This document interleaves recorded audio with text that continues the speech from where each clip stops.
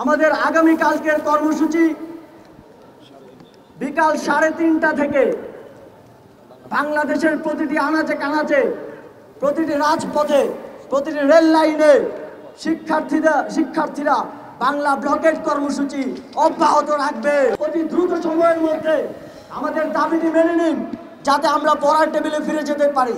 গত 5 June high court 18 সালে শিক্ষার্থীদের এবং সারা দেশের জনমতের ভিত্তিতে অর্জিত আমাদের একটি অধিকারকে আমাদের থেকে ছিনিয়ে নিয়েছে। এরই প্রেক্ষিতে গত 5 জুন থেকে শিক্ষার্থীরা আন্দোলনে রাজপথে সময় কাটাচ্ছে। বন্ধুগণ, আমাদের পড়াশোনার ক্ষতি হচ্ছে, আমাদের যে স্বাভাবিক জীবনযাত্রা সেটি ক্ষতিগ্রস্ত হচ্ছে। টেকনাফ থেকে তেঁতুলিয়া, রূপসা থেকে পাথুরিয়া, প্রতিটি মোড়ে মোড়ে, প্রতিটি রেল লাইনে এই ব্লকেট কর্মসূচিকে সফলভাবে সম্পন্ন করেছেন। আমি সেই প্রত্যেক সহযোদ্ধাকে অন্তরের অন্তঃস্থল থেকে, এই শাহবাগ থেকে ধন্যবাদ জানাতে চাই।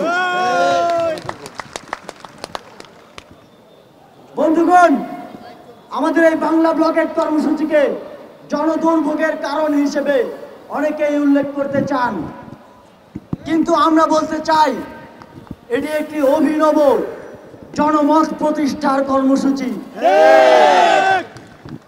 আমাদের ভলান্টিয়াররা যখন ব্লকেট কর্মসূচি করতে বিভিন্ন জায়গায় যান, তখন একজন রিক্সাওয়ালা, একজন ভ্যান শ্রমিক, একজন পথচারী সহযোগিতা করেন এবং আমাদেরকে বলেন যে তাদের সন্তানের জন্য হলেও এই আন্দোলন আমাদেরকে চালিয়ে যেতে হবে। নগদের কাছে সব গ্রাহকই প্রিয়, তাই তো সারা দেশে ক্যাশ আউট চার্জ সবচেয়ে কম।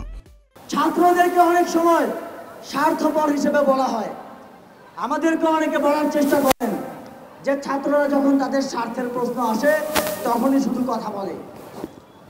যদি তাই হতো তবে বাংলাদেশের বিশ্ববিদ্যালয়গুলো থেকে ছাত্রদের থেকে হয়তো অনেক বড় বড় একাডেমিক থিওরি পাওয়া যেত, একটি দেশের জন্মের প্রেক্ষাপট রচিত হতো না। এই ছাত্ররাই এই দেশের জন্মের প্রেক্ষাপট দিনে দিনে রচিত করেছে, যেটি 1971 সালে বাস্তবায়িত হয়েছে।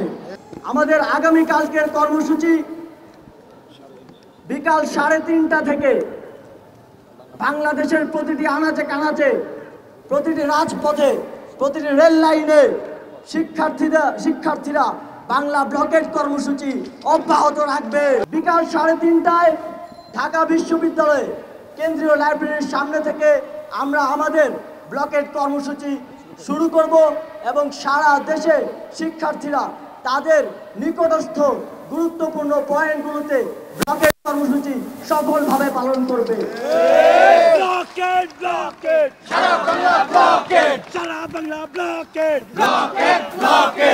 সংগ্রামী বন্ধুগণ, আপনারা দেখেছেন গতকাল আমাদের এক ঘোষণায় সারা দেশে আজ একটিও ট্রেন তাদের চাকা ঘোরাতে পারেনি। এটি ছাত্র সমাজের জয় এবং ছাত্র সমাজ যে আন্দোলন করে তাদের দাবি ছিনিয়ে নিতে পারবে এর একটি প্রমাণ বলে আমরা মনে করি।